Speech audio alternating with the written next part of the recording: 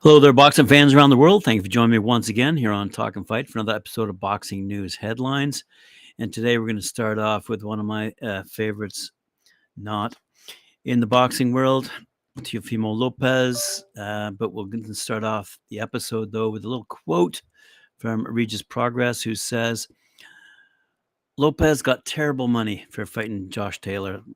He said, Teofimo Lopez can make 10 times more in a fight against him.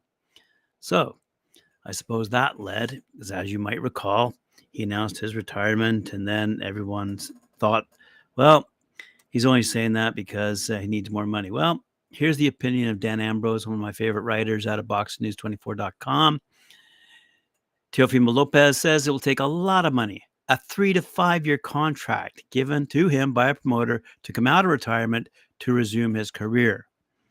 The other opinion, if you might recall, was if he got stripped of his belt, that would make him re-enter the ring pretty quickly as well. Anyway, WBO light welterweight champ Teofimo could be waiting forever, says Dan. If he believes he'll get a new $100 million contract for 3 to 5 years, the problem is he's too erratic, and his ego goes out of control after he picks up a significant win. Although Teo's victory over 140-pound champ Josh Taylor was excellent, it wasn't a big enough win to justify getting a new $100 million contract. Taylor had arguably been beaten in his last fight by Jack Catterall last July. In February. Not a huge puncher. Catterall knocked Taylor down in the 8th round. And if you're a promoter, you'll know that Taylor was past it and vulnerable to Teo's style, and likely many more fighters in the division. We saw the same odd behavior from Teo after his victory over Vasily Lomachenko in 2020. Teofimo is a textbook example of how success breeds failure. After Teo's win over Loma, he praised himself nonstop, believing he was the best, rather than seeing the victory as a result of external factors due to Lomachenko being injured. Now Teofimo is again sabotaging his career by retiring and asking for $100 million to come back. You've got to hit it at the highest mark to where people are like, never mind, then let him be retired, said Teofimo Lopez to the media when asked if he doesn't matter how much money is thrown at him, he still won't come out of retirement. But if the 9-figure contract comes, then okay, we've got something going. Like I said, it's a 3 to 5 year contract that I'm looking at, and you can throw a big number on there, said Teofimo. In the aftermath of that win, Teofimo ended up sitting out of the ring for an entire year, and when he came back, he lost to George Kambosos Jr. Then to top it off, Teofimo chose not to rematch Kambosos and decided instead to go 140. It's unclear whether Teofimo's contract with Top Rank is up, because promoter Bob Arum said last week that Teo still has 3 years left. You can argue that Arum would know more about how much time is left on Teofimo's contract than he does. If the 25-year-old Teofimo Lopez, now 19-1, by the way, 13 knockouts, is signed with Top Rank for the next 3 years, he can forget his delusional asking price of $100 million for his return to the ring. And there you go, boxing fans, a bit of an update on one of my favorites, not Teofimo Lopez. A fellow who we haven't talked about in a while, but seemingly hitting the headlines. Michael the Bounty Hunter has been signed to an exclusive promotional contract, originally from Van Nuys, California, but living and fighting out of Las Vegas now. Hunter won silver at the 2006 National Golden Gloves, despite only having 5 amateur bouts. Hunter became a 3-time U.S. national champ and won the 2011 National Golden Gloves title.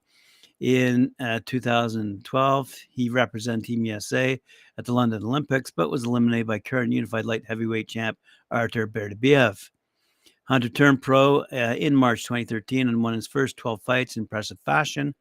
On April 8th, 2017, he fought Olympic gold medalist and current pound-for-pound superstar Alexander Usyk for the WBO cruiserweight title. Hunter got off to a good start, but dropped a unanimous decision. Following the Usyk bout, Hunter moved up to heavyweight and scored impressive victories over a bunch of guys, while fighting to an entertaining draw with former champ Alexander Povetkin. The 34-year-old Hunter recently participated in Team Combat League, going 8-0 for the Las Vegas Hustle. A second-generation pugilist, Hunter's father, Mike, the bounty hunter, was a talented heavyweight contender during the 80s and 90s. Said Michael Reyes, who signed him, "I'm extremely excited to have Michael Hunter join the Reyes boxing stable. He's a bona fide top heavyweight, and the goal is to get him to the world title." So Hunter returns to the ring Saturday, June 24th, where he'll face Donnie Palmer in the 10-round main event of Reyes Boxing Down and Dirty 5 to be held at the Memorial Auditorium in Lowell, Massachusetts. So while we're on the subject of heavyweights, let's flash over to Lennox Lewis's camp. Lennox Lewis, he's quite vocal these days in wanting the heavyweight champions of this era to become ambitious enough to fight for the undisputed title. After almost 2 decades of waiting, boxing fans remain no closer to getting a solitary ruler for the glamour division, and Lewis, like many others, is getting more frustrated by the year.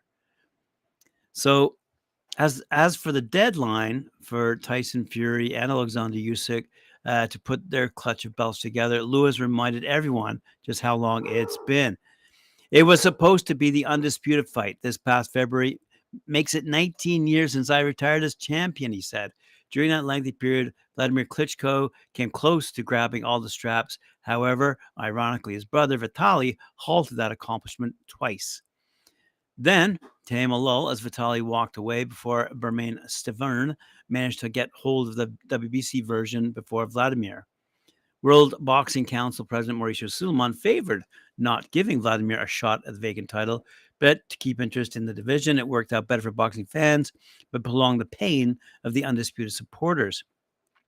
When Deontay Wilder took it from Stiverne in 2015, Klitschko was on the way down. Wilder had no interest in seeking out the Ukrainian, as he just wanted to build a solid foundation as a champion in his own right. He did that during a 5-year record-breaking spell until Tyson Fury came along. On the other side of the coin, the WBA, IBF, and WBO kept a running theme of being unified. If it wasn't Klitschko, it was Anthony Joshua, Anthony Ruiz Jr., or today's superstar Alexander Usyk. Mr. I Am Feel wants to get the final title to add to his collection, having done so at the cruiserweight. The only obstacle in the way is Fury. However, promotional and vast monetary differences kept them apart, and thus the lust of Lewis to put the 4 major belts in one ring. Lewis sees it as the lack of ambition by some without being specific. He said, "Becoming undisputed was one of the goals that I set and accomplished as a professional pugilist. It quite possibly might not be an important goal for this era. I'll keep waiting for boxing, very own undisputed coronation. Until then, I'm the last undisputed heavyweight champion." Fury and Usyk are set to fight before the end of the summer, with mandatories being overruled in favor of a future agreement. The WBA waited as long as they could, though, leaving Usyk having to deal with Daniel Dubois in August. Fury is due to announce his foe in the next few days. Lennox, like us, will have to keep fingers crossed that an undisputed clash comes to pass by the end of the year, which we all doubt. Alrighty, let's have a quick look at a couple of other big bruising gentlemen. Fraser Clark and Marius Wack weighed in for their heavyweight clash, and Clark came out saying he's a hell of a size of a man. And if you take a look at the picture of the two, you'll see what I'm talking about. So anyway, they hit the scales for their 10-rounder on Friday, and Caroline Dubois will be featured on that bout as well. Against highly ranked Yanina Leskino. And here are the assets she needs, said Dubois trainer Shane McGuigan. Known as Big Fraze, for good reason. It's a rare occasion when Fraser Clark looks small compared to an opponent, but the 6'6" tall Olympic super heavyweight had to stare upwards at the even taller Marius Wack when they faced off after their weigh-in at Bethnal Green's York Hall. It's not very often I have to look up to someone, he said. He's a hell of a size of a man. I've seen it before, all shapes and sizes. I'm looking forward to the fight, Clark said to the media. He's a big man. He's experienced. We've talked about that, but he's another fighter, another opponent, something to overcome. That's what we've got to do. He's a man, and he bleeds, and that means he gets tired. That means he weakens. This is the game. I'll be there at the end and my hands being raised. In true British fashion. Moving along, let's have a quick look at another slugfest. In a slugfest between heavy-handed bantamweights Saul the Beast Sanchez, 19-2. He scored a brutal 6-round knockout over Franklin Gonzalez, now 25-3, on Wednesday night at the White Sands Event Center in Plant City, Florida. Sanchez pressed the action while Gonzalez showed good and boxing skills, yet both happily exchanged bombs that landed with a resounding thud. Sanchez broke through with a knockdown in round 4, coming from a body shot. Sanchez dropped Gonzalez 3 more times with more body shots in round 6 to end it. And the time was 2 minutes and 3 seconds. Good job. All right. Don't leave it in the hands of the judges, as we always say. So it seems that Chris Eubank Jr. and Conor Benn are being finalized for a date and with a venue to be announced. After, according to Boxing Social, anyway, after a soap opera spanning the best part of a year, it looks like Conor Benn and Chris Eubank Jr. may finally lock horns this autumn. The two family rivals had been scheduled to face in October 2022 before dramatic news of Benn failing a drug test broke out on fight week, and the event was scrapped at the last minute. In a recent interview, Matchroom CEO Frank Smith revealed discussions were well underway to stage the grudge match in Abu Dhabi on September 23rd. We've been back and forth to Abu Dhabi over the last few months, working through plans with the DCI. Don't know who they are. And the aim is to deliver an event on September 23rd at the Etihad Arena. Hopefully, within the next week or so, we'll be able to get something up and running. But there are discussions right now, and the focus is to bring the Eubank Benn fight over. I'm very confident that fight's going to be able to deliver. There's work to be done. As I said, we're still working through the details with DCI, but I'm very confident we'll be able to get that fight over the line for that date. The door was open for a fight between Benn and Eubank after the latter's rematch with Liam Smith, which is due to take place on July 1st, but was canceled. There will be those who heavily criticize the fight should it take place, whilst Benn's dispute with UCAD is still unresolved with respect to those drug allegations, as the Destroyer remains suspended at the time of writing. True enough.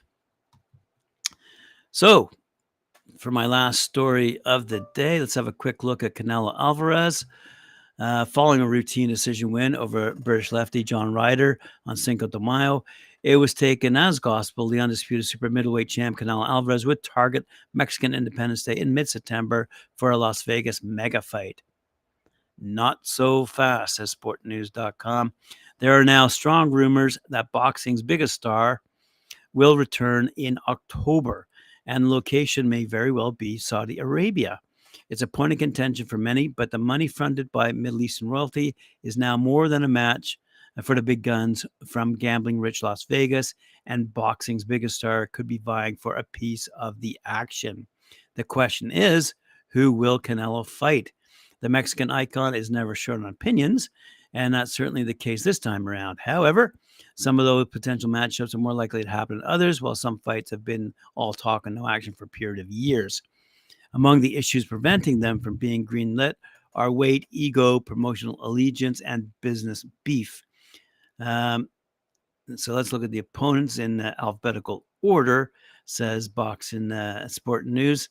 And that could conceivably appear on the Canelo's dance card. David Benavidez, 27-0. Graham says unlikely. Edgar Berlanga, 20-0. Potentially. Dimitri Bivol. So this is what they say. A rematch with WBA light heavyweight title holder Dimitri Bivol, who handily outpointed Canelo last May, looks doomed due to disagreement about weight classes. Bivol wants Canelo's 168-pound belt, whereas Canelo is insistent on running it back at 175. The Russian star has a refreshing approach of putting legacy before money, and thus far has refused to play ball. Also, the WBC's decision not to allow Bivol to contest their title due to his Russian citizenship has put forth an added roadblock in terms of challenging for undisputed championship. Then you've got Jermall Charlo, okay, 32-0. Okay. This fight was all the rage a few years ago, but Canelo rocking up through the weights put it on the back burner. Well, according to ESPN, Canelo is now considering a fight against the reigning and extremely inactive WBC middleweight champ, presumably at 168. Charlo has been out of the ring since June 2021 when he scored a routine decision over Juan Montiel. The unbeaten Texan has been battling mental health problems, but the plan has always been for him to get back in the ring.